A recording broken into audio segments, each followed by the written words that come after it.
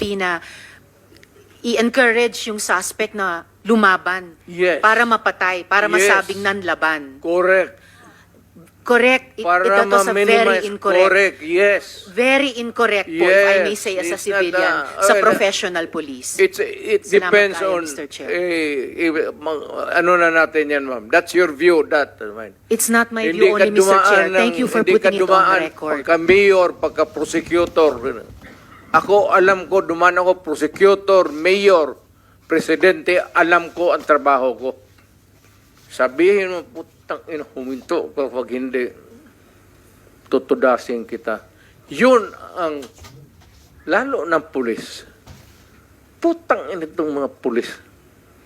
Pagka pumasok yung pulis, hindi mo sabi, hoy pulis, huminto ka. Puntahan mo yung pulis, sabihin mo, mga pulis, kung mga tao na harapin ko, o dito, total, let us be, labas na lang natin yung, pati yung lungguay. Pero Mr. Chair, forgive me for interrupting. Hindi, Speaking of patapusin mo muna ako. lingwahe, sorry sir, Mr. Chair, baka maaring ang resource person tumigil magmura kasi bahay natin itong Senado eh. Salamat kaayo, Thank Mr. you, Chair. thank you. Hindi tayo Mr. President, magkaintindihan Mr. dyan. President, sir, excuse me, sir. Senator Bato. Yes. Senator, may I Yes, sir. Go ahead. interject? Lahat itong sa right side ko, dumaan ito ng Chief of Police, Police Director. Puro commander ng death squad yan. I thought there was no existence. Trabaho ng pulis yan. Literally, hindi mo sabihin ng death squad. Yung isang senador, yan ang nakaupo dyan, si Senator De La Rosa. Death squad rin yan. Because they were police directors handling the controlling crimes in the city. So, pag sinabi mong death squad, it's a very loose term na ginagamit mo lang parang gano'n isili. Lahat yan sila, ito, si Danaw, ayan o. Nagdadasal kasi sa kasalanan niya siguro. Magkano bang, ilan bang pinatay mo? Dumaan yan. Ito, De La Rosa. Tanungin ko sila ngayon. Tanungin ninyo. Openly, lahat yan dumaan pagka-police chief. Pati yan si Gamboa. Tanungin ninyo. Danaw, kung may utos ba ako na patayin ninyo yung tao na nakatali yung paa, pati kamay sa likod, or assassinate them. Ang sinabi ko, ganito, prangkahan tayo, encourage the criminals to fight. Encourage them to draw their guns. Yan, buhay yan. Ayan ang sila, yan ang instruction ko. Pati yan si Kuy. Encourage, pati yan si De La Rosa, encourage them lumaban. Pagka lumaban, patayin ninyo para matapos na ang problema ko sa siyudad ko. Tangina yan. Noong na-presidente ako, ganun rin sa command conference. Diyan sa Malacanang. Yan ang utos ko. Bakit ko pagbigyan important? Mag-criminal, they go after the innocent people robbing. Mabutit na lang sana kung aakyat ng bahay. Mayor ako matagal. Aakyat ng bahay, magnakaw, re-rapin yung bata, re-rapin yung babae, tapos papatayin. Kung ikaw ang mayor, how do you deal with the problem? Ano Mr. kaya ang tingin ninyo sa... Hindi... I'm sorry to tell you, I'm sorry to express to the nation. Unforgiving ako. Hardliner. Alam nila yan. pati pulis alam nila. They are not ready siguro to talk about it. Sinabi ko yan sa mga pulis. Putang ina kayong mga pulis, pag pumasok kayo dyan sa droga, kayo ang mauuna. Mr. Chair. No need to strike it out if that is the real way that the mayor then phrased his sentence. Yes, Mr. Chair, with the indulgence of the SP Pro Tempore. Says Senator Risa. Opo, Mr. Chair, kasi siguro napansin, pati ng former president, yung shock ng lahat. Bakit, sir, yan ba ang trabaho ng pulis? Na pumatay ng mga suspected criminals? Sir, yung mic nyo. Pag dumaban, bakit Iba sila po yung pagka-express kasi kanina, so I had to clarify. Bakit Salamat, sila- SP Pro Tempore. bakit sila Salamat, Mr. makamatay? Chair. No. Hindi yan ang tanong ko. Talagang napaka hindi magandang impression po ng mga statements kanina. Kaya I appreciate the candor of Yusek Kuy at pati kanina ni General Danao. Look, ma'am, about it. may I Salamat kayo, interrupt Mr. Chair. you I'm done, Mr. Chair. for now. kindly? Go ahead, Itong sir. mga to, ma'am, galing ito ng mga sa Academy PMA. Hindi ito mga bubo. Hindi rin ito papayag na utusan mo ng illegal. Doon yan sa academy nila, sa PMA, they are from there to, yung ano talaga yung batas. Kaya pag inutusan mo yan, sabihin mo, patayin mo, sabihin, sir, mukhang hindi pwede yan, sir. I tried.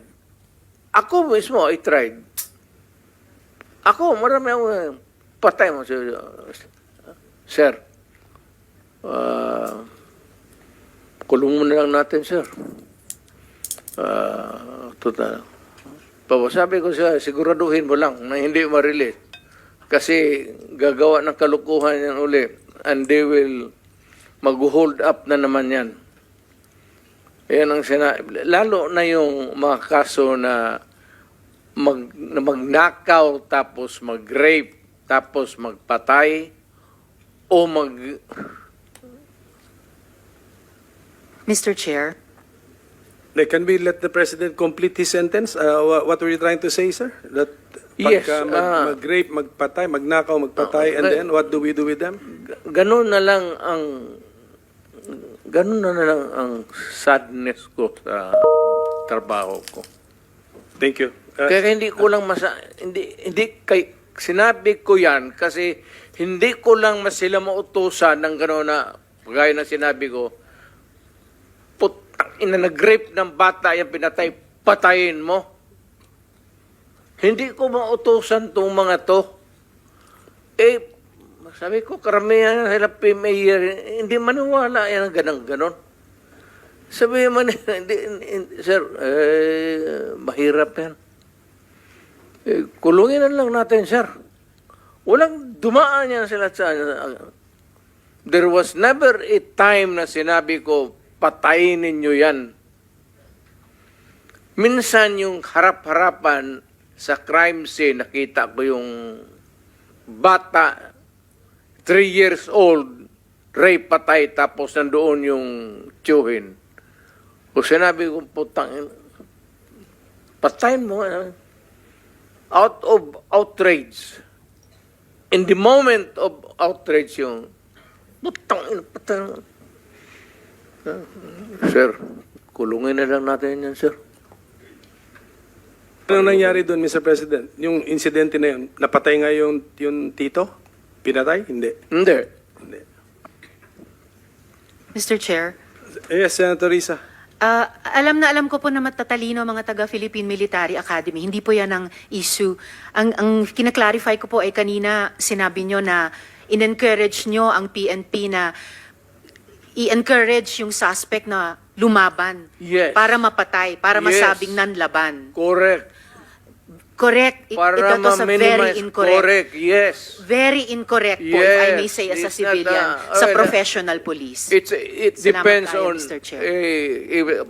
ano na natin yan, ma'am. That's your view, that. It's not my view only, Mr. Chair. Thank you for putting it on the record. Pagka-mayor, pagka-prosecutor. Ako, alam ko, dumaan ako, prosecutor, mayor, presidente, alam ko ang trabaho ko. Yes, Yan salamat ang tayo, totoo Mr. dyan. Chair. Hindi ka nagdala ng syudad eh.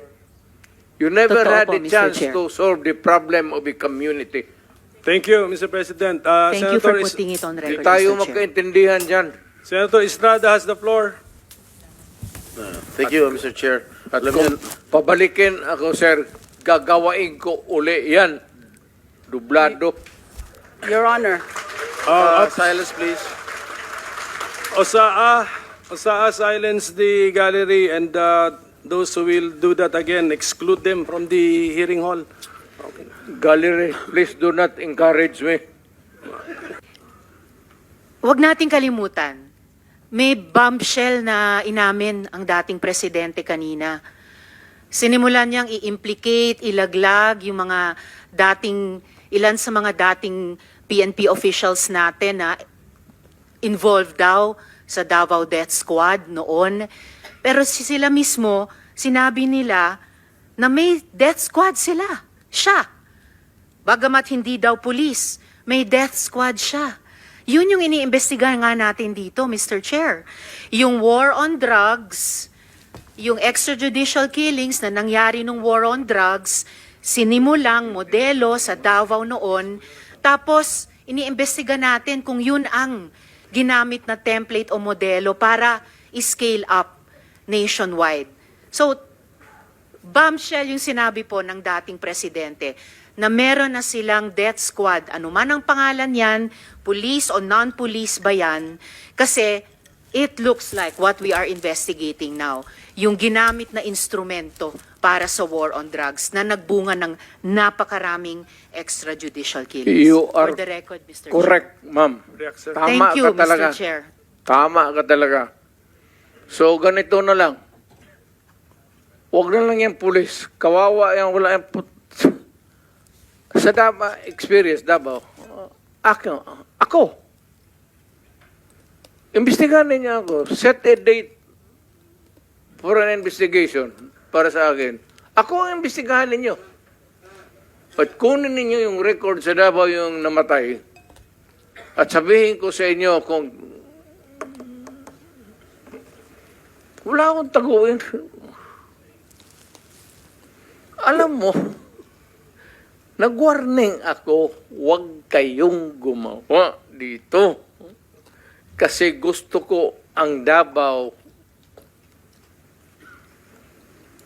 Ang Davao was a very kawawa noon. Alam ninyo, sir, alam ko. Panahon ng NPA, nung hindi pa ako mayor, kita mo ang Davao. Left and right ang hold up, walang makalabas sa bahay. Pati mga pulis takot. Kasi nandyan yung mga NPA, pinapatay sila.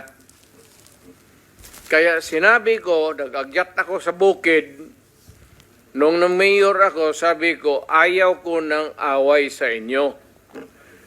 Pero yung mga pamilya ninyo, nandyan sa syudad natin, yung mga top hunso ng Communist Party, bilangin ninyo sa ilan ang taga Davao. Saan ang pamilya nila? Sa Davao. Kaya umakyat ako sa bukid. Sinabi ko, stop it. Huwag ninyong patayin ang mga pulis ko kasi putang ina yung pamilya ninyo. Yayariin ko yan. Mr. Chair, if I may, dahil matagal na po yung sa NPA, kung maaring mag-follow-up question ako sa dating presidente. Go ahead, Mr. sir. Squad. Mr. Chair. Salamat Go ahead, kaayo, Senator Mr. Risa. Chair. Kanina, sinabi nyo there were 7 people dun sa inyong self-described death squad. Ano po yung mga pangalan nila at paki-describe yung structure ng organization na sinet up nyo, yung death squad na iyon? Yung death squad ko, ang death squad ko, ma'am, is, of course, it is organized.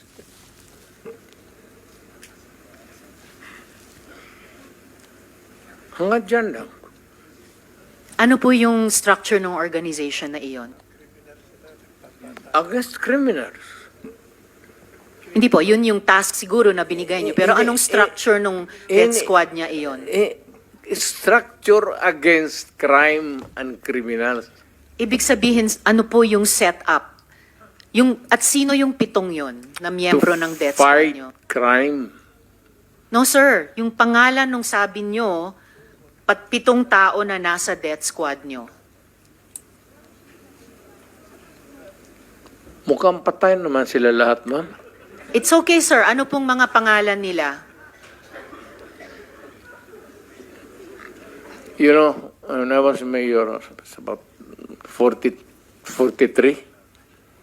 I am now 73. For the life of me, I cannot remember the name. And ano po yung structure nung 7 yon? Merong bang team leader, may 2 tenyente, then may 4 pa na tao? Ano po yung structure ng organization na iyon? I said I am 73 years old. Hindi ko nga alam kung bakit nandito ako kaharap mo. Sir, I'm sure alam niyo kung bakit kayo nandito. In fact, kayo po yung nagsalita ng pinakamarami sa resource persons. Well- May reward po ba yung 7 iyon sa death squad niyo? Again, ma'am? May rewards po bang ibinibigay sa mga miyembro ng death squad niyo tuwing nakakapatay sila? Police? Police ba yung death squad niyo? Yung Yun ang allegations.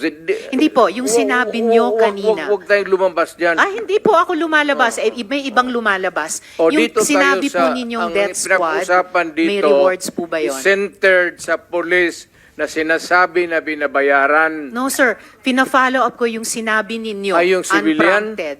So, kung civilian yon, yung sinabi nyo na death squad nyo na 7 tao, may rewards po ba yung 7 taong iyon kapag nakakapatay sila? Ay, hindi ma'am, mayayaman yung mga, maraming gago na mayayaman sa Davao. Hindi Ano mo pong kaya- connection ng mayayaman sa Davao O, gusto dun sa pumatay miyembro ng ng mga death kriminal. squad? Because Ibig they want their city to be safe. Nagbibigay sila, yung Because mayayaman, they ng want reward sa business to death thrive. squad? Yes sir, bago po yan, Mo. sinasabi nyo ba na yung mayayaman sa Davao nagbayad sa death squad para pumatay? No, hindi ma'am. Sila Si Colonel mismo. Makasait po ba kasama sa death squad na iyon? Sino? Colonel Makasait, kasama po ba sa death squad na iyon? Colonel Makasait? Ma'am, alam mo sa totoo lang, mahabang istorya to. It's okay sir, maikli lang sana Pero kung ang sagot. problema, ma'am, patay na yung tao. Si Colonel Makasait ay patay na. Ayaw kung marami. May- Police officer in the police department. Pero patay na yung tao. Okay sir, may Huwag mo rewards akong po ba sila? tanungin kung anong history yung tao na yan, patay na. Okay, may rewards po ba sila, yung mga miyembro ng death squad nyo? Sino? Ako? Magbigay? Yung 7 miyembro, kung sino man ang nagbigay, may rewards ba sila kapag pumapatay sila? Walang reward, ma'am, kung Walang police rewards. yan. Lalo Hindi na ho. police. Bakit Wag- ako magbigay ng reward sa mga... Paiba-iba, hindi po. Trabaho Paiba-iba po nila yung yan. sinasagot nyo eh. Hindi ko tinatanong yung mga pulis. Oo. Tinatanong ko po yung mga miyembro ng death squad nyo. Ah. Binabayaran ba sila kapag nakakapatay sila? Wala. Wala. Okay. So, libre lang yung May I remind the pagpatay. Senator, this is just an intervention. Yeah, sorry. We have to I follow, apologize, we have Mr. to Chair. follow the Yes, order. I Yes, please, submit, please. Mr. Okay. Chair. Ako noon, nung na-mayor ako, I was not looking toward a re-election. Wala sa isip ko yun. Ayan sila, si Bato. Nung nag-mayor ako, sabi ko, hindi ako interesado na ma-re-elected. Putang ina, magtrabaho tayong lahat. Ito ang gusto ko. Pati kayo mga pulis, putang, papatayin ko kayo litsi. Huwag ninyo akong... Kasi pagka-mayor ka na, magpa-ano-ano ka lang, pa-lutay-lutay ka lang, wala mangyari sa Pilipinas, maniwala ka. Lalo na yung mga mayors na pumapasok sa droga, yan ang dapat unahin patayin. Mr. Chair. Thank you, Mr. President. So what I'm getting, Mr. President, is that yung imperfection noong ating programa na War on Drugs, nakabase po doon sa ilang mga local government units na wala ho talagang totoong political will para labanan ito dahil binabanggit nyo nga po, marami or may ilan sa mga LGUs ang pananaw ay ma-re-elect lang. Re-election. Hindi talaga durugin. Ayaw magkaroon ng problema sa re-election niya. Ay, yung iba naman, takot. Lalo na sa probinsya. Lalo na yung nagninegosyo ng droga, may mga baril, tapos may tao. Mr. Chair, with the permission of Senator Villanueva, quick interjection. Yes, Senator Ontiveros is recognized. Salamat kayo, Mr. Chair. Salamat, Senator Villanueva. Just to make of record na sinabi ng dating presidente na yung mga mayor na suspected na involved sa drugs dapat patayin. That is not an acceptable statement ng isang naging presidente tungkol sa mga naging kasama niyang nagtatrabaho sa gobyerno ng mga mayors. For everyone, whether mayor, whether maliit na drug suspect, kahit pa yung mga high-value targets, may due process. And the president of all, dapat ang nag-uphold niyan. So unacceptable po sabihin na ang mga mayor na drug suspect ay dapat patayin. For the record, Mr. Okay, Chair. ma'am. Ganito yan. Mabutit dumating ako dito. Pasalamat talaga ako para lumabas, ilabas na lang natin yung totoo. Alam mo, pagka mayor, pagka sindikato, hindi mo matanggal yan. Hindi mo basta-basta matanggal yan. And they are there, so many stories abound. Hindi na ako kailangan magbigay ng example sa inyo. Dito sa Maynila, mga mayors, pera. It's always money, money, money, money. Kaya pagka nandyan, either they are in cahoots with the law enforcers or yung ibang mayor takot. Yung sa probinsya, kung magka-mayor ka, kaya wag kayo, may nakikinig ngayon, wag kayo magpili ng mayor na pitsugin. Kasi wala talagang mangyari. Pagka mayroong mga sindikato, ex-policemen, ex-soldiers na may baril, tapos takot kang mamatay, walang mangyari sa siyudad mo. You have to, maraming problema na nakatago, ma'am, na hindi natin nakikita. Nasa undercurrent yan. Hindi natin nakikita yan. Sino po ba yung mga yon? Hindi, all over. Mayors. All over. Hindi ko masabi. Just for the record again, Mr. Chair, and with thanks to Senator Villanueva, unacceptable na sabihin ng isang dating presidente or kung sinabi ninyo noon nung presidente kayo na ang sino mang suspect, maliit man, malaki, mayor, na suspect sa drugs ay dapat patayin kasi may due process po. Salamat kayo, Mr. Chair. Salamat, Senator Villanueva. Yan ang, that is my stand. If you do not agree with me, I'm sorry. But I'm dealing with a serious problem of my country. Hindi mo madala sa pakiusap yan. Sabihin mo, putang ina, huminto kapag hindi, tutudasin kita. Yun ang, lalo ng pulis. Putang ina itong mga pulis. Pagka pumasok yung pulis sa droga, hindi mo sabi, hoy pulis, huminto ka. Puntahan mo yung pulis, sabihin mo, mga pulis, kung mga tao na harapin ko, o let us be, labas na lang natin yung, pati yung lungwahe. Pero Mr. Chair, forgive me for interrupting. Hindi, Speaking of patapusin mo lengguwahe, muna ako. sorry sir, Mr. Chair, baka maaring ang resource person tumigil magmura kasi bahay natin itong Senado eh. Salamat kaayo, Thank Mr. you, Chair. thank you. Hindi tayo Mr. President, magkaintindihan Mr. dyan. President, sir, excuse me, sir. I am relating a conversation. I am, hindi Yes, ako nagmumura. Mr. President, okay. Sinasabi ko yan kung ano ang sinasabi ko doon sa Correct. tao. Klaro na po yun, Mr. President, na when you relate to the police officers, may kasamang mura. Pero okay na, klaro na po yun. Pwede na nating hindi ulit-ulitin, Mr. President. Hindi lang, Kung pwede sabihin ko lang. na kanya, papatayin kita. Hindi lang ako magmumuno sa... Okay. Iwasan lang po. We try